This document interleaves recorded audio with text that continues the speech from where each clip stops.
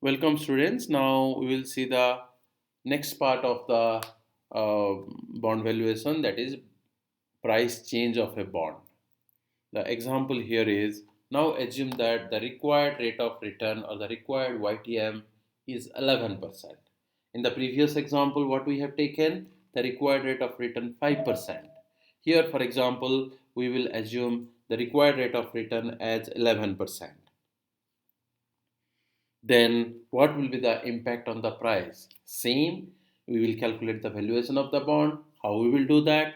Present value of the coupons plus present value of the face value. Coupons are multiple payments of a fixed amount at fixed interval, so it is an annuity. We will use the annuity present value formula, and face value is once end of the bond, so we will use the present value of the single payment. How does this change in the bond price? Let us calculate. Same thing, the formula remains the same. The coupon divided by YTM, here YTM will be 11%, so YTM divided by 2, semi-annual, 1 minus 1 divided by 1 plus YTM to the power T, plus single face value divided by 1 plus YTM to the power T. It comes 825.69. See, there in the previous example, everything remains the same. Everything, only the YTM was 5% there. The same coupon, same face value, same periods, same frequency. The price of the bond was 1060.17. That means 1000 bond, face value 1000 became 1060 above the par, or we can call it as premium. Why? Because the YTM is less than the coupon. Coupon is 6.375%. 63 by 8 means 6.375% is the coupon. And the YTM is 5%. Therefore, the bond is premium. Why? Because the company is paying more than the expectation. The investor's expectation here is yield to maturity, the investor expecting 5%. But the company is giving 6.375%. So it will be premium bond. The investor is very happy to possess this bond. So demand will be high. The price will be more than the par value or at premium. Same thing, now YTM changed to 11%. That means the investor expects yield of 11% per year. But the bond is giving 6.375% a year. That means the investor is having less preference for this bond to hold. Why? It is giving less than the expectation. Expectation is 11%. The bond is giving 6.375%. So the demand for the bond will go down. So the price will go down. It is 825, less than the par 1000. Par value is 1000. Face value is 1000. Reference point is the face value or par value, and it is less than the par value, so it is a discount price. Bond is at a discount. Why? The YTM is more than the coupon. In the previous case, the bond was at premium. Why? The YTM is less than the coupon. So this is the way we see the YTM and bond value. If we plot in a graph, it will be, if the discount rate goes on increasing, the bond value goes on decreasing. You see, if the discount rate is 1%, 0.01, then the bond valuation, the price will be more than 1200, very high premium. If 2%, then it will be around 1200. 3%, less than that. 4%, 1100 around. 5%, 6%, and at 6.38%, it will be exactly 1000. Why? Because the coupon is equal to the YTM. Here the bondholder is indifferent. He expects 63 by 8, the company pays 63 by 8. So he is indifferent, the bond will be valued at par. But if the YTM goes beyond this, 7%, 8%, 9%, we have taken 11%. The more the rate of the YTM increases, the bond value decreases. So the concept here is bond price and market interest rate move in opposite direction. We have seen from the beginning that bond price and interest rate opposite to each other. If interest rate increase, price decrease. If interest rate decrease, price increase. We have seen in this example, in this graph. Once the interest rate increases, price decreases. If the interest rate decreases, the price increases. If the interest rate becomes 1%, the price of the bond will be more than 1200. So they are opposite in nature. When coupon rate is equal to YTM, price is equal to par value. As I explained you, if the coupon is 63 by 8%, the YTM is 63 by 8%, then the bond will be traded at par, indifferent. Price will be equal to the par value. And if the YTM is the coupon is greater than YTM, the investor is very happy. Why? He expects something, the coupon is more than that. We have seen the 5% case. He expects 5%, but the coupon is 63 by 8%. The bond will be traded at premium, more than the par value. Opposite, if the coupon rate is less than the YTM, we have seen in the previous example, the coupon is 63 by 8%, but the YTM is 11%. That means he expects 11%, the coupon is 63 by 8%. So the price will be less than the par value, or we call it as a discount bond. So when we are talking about a different interest rate risk, it comes to price risk, which means change in price due to the change in the interest rate. So whenever someone asks you what do you mean by price risk, it is referred as the change in the bond price because of change in the bond's interest rate or the YTM. Long-term bonds have more price risk than short-term bonds. This is another principle of price risk. Always, price risk is high for whom? Question. Price risk, if the long-term bond is there, short-term bond is there. Two bonds are there. Bond A, bond B. Bond A is a 20 years bond. Bond B is a 5-year bond. Bond A, 20 years bond. Bond B, 5 years bond. Price risk will be high for whom? Longer term bond. That is 20 years bond will have more price risk than the 5 years bond. So longer the term, larger the price risk. Low coupon rate bonds have more price risk than high coupon rate bond. Now I will give you bond X, bond Y. Bond X is 5% coupon bond. Bond Y is 10% coupon bond. The period is the same. Both maturity are the same.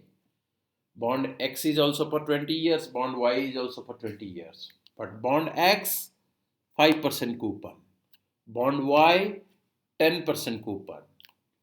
Who will have more price risk? Low coupon bond will have a high price risk. That means the 5% coupon bond, that is bond X, is more riskier than the 10% bond, that is bond Y. So bond X is more price riskier than bond Y. Why? Because bond X is low coupon. Low coupon, high price risk. High coupon, low price risk. So price risk, same relationship with term of the bond. Longer the term, higher the price risk. Shorter the term, lower the price risk. Lower the coupon, higher the price risk. Higher the coupon, lower the price risk. These are the relationship of price risk and bond price and the risk of the bond. So change in price due to the interest rate is known as bond price risk, and we compare with two things. One is the maturity or the term, the other one is the coupon. Maturity or term, same relationship with the price risk. Higher the maturity, higher the price risk. Lower the maturity, lower the price risk. Coupon and price risk are opposite to each other. Lower the coupon, higher the price risk. Higher the coupon, lower the price risk. We have taken 5% coupon bond, 10% coupon bond. The price risk will be high for 5% coupon bond. Price risk will be low for low coupon bond. Now we will come to the reinvestment rate risk. Uncertainty concerning rates at which cash flows can be reinvested. That's another big concern. For example, a bond is for 5 years, a 10% coupon bond for 5 years. The investor is very happy because he is going to get 10% coupon for next 5 years. But after 5 years, what will happen? The bond will be seized, finished.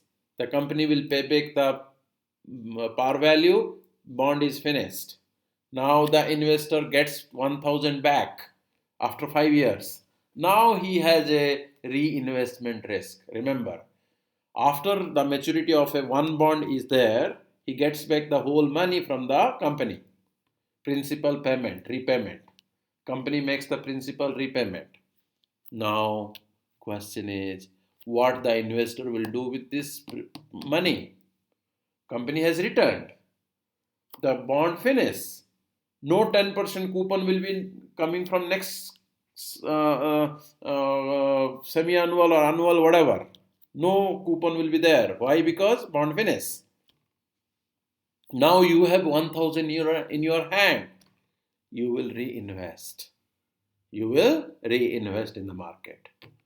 Now you are at reinvestment rate risk. Why? You might get a better bond. You might not get a better bond than what you were having. You were having a 10% bond since last 5 years, which got finished today. Now you got 1000 back. You have to reinvest. That risk will be sometime, the return will be sometime higher than what you were getting, sometime lower than what you were getting. So if you are getting lower than that, you are at loss. You are getting 10% return. Now you will not find a 10% coupon bond at the same price. Then what you will have to do? You will have to go for compromise, maybe 9%, 8%, like that. Then you are at reinvestment rate risk. Comfortably, you are getting the coupon. Now your investment finished. It is seized now. The company repaid you. You got your principal back. Now you have to reinvest. That time you find this reinvestment rate risk. Short-term bonds have more reinvestment risk than long-term bonds. Very sure, right? If it is a short-term bond, you are at a big risk. Why? For example, it is 1 year. That means you are always thinking, oh, after 1 year it will be finished. I have to find another similar bond. So reinvestment risk will be high. But if the bond is for 30 years, a particular rate is fixed, a new bond you purchased, and for 30 years the bond has promised longer term, you are free from reinvestment rate risk. You have confirmed return for next 30 years. So theory is, if the bond is shorter term, then the reinvestment rate risk is high. If the bond is longer term, the investment rate risk is low.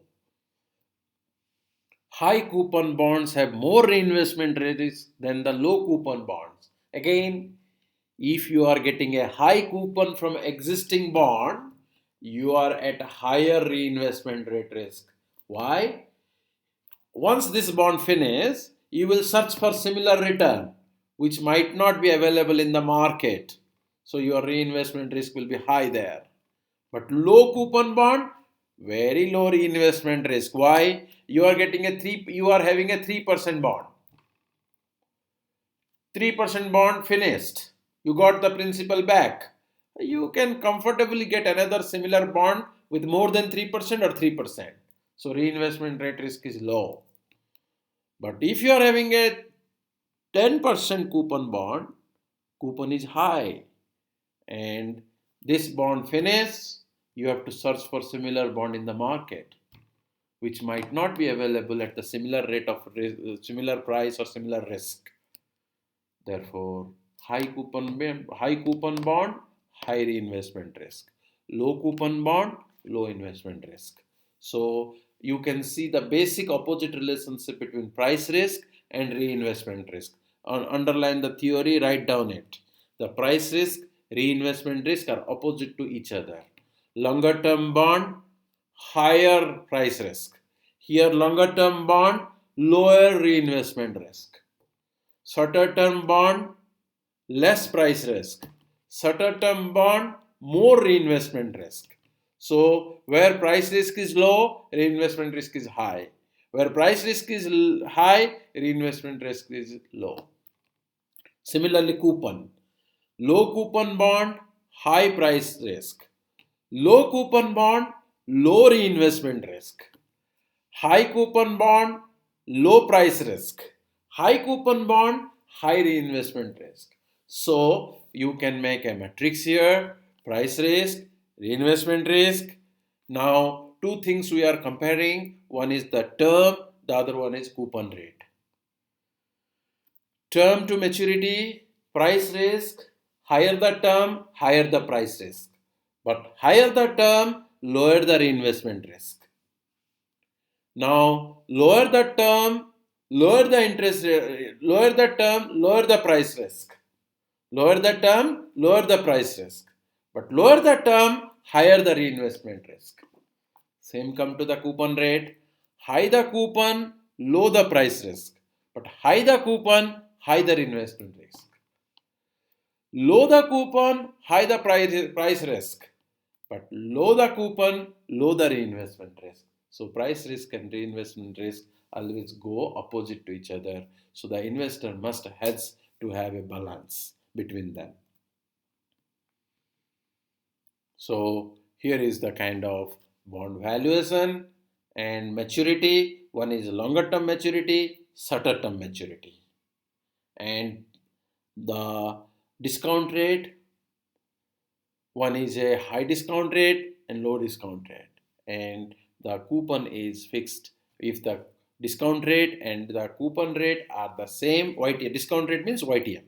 The discount rate and the coupon rate remains the same, the price is at par. And if the discount rate is lower than the coupon rate, if the discount rate is lower than the coupon rate, the price is high. If discount rate is higher than the coupon rate, then the price is at low. That means discounted price. So here is the high coupon bond and low coupon bond. If it is a high coupon bond, you will find if it is high coupon. Now go to the previous two slides, go to the slide before one slide here. If coupon rate is high, price risk is low. If coupon rate is high, price risk is low. If coupon rate is high, reinvestment risk is high.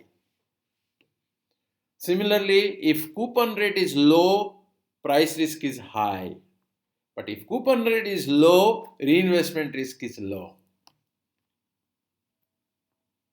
Now, computing the yield to maturity. I'll stop here so that I can take the questions. Just a minute.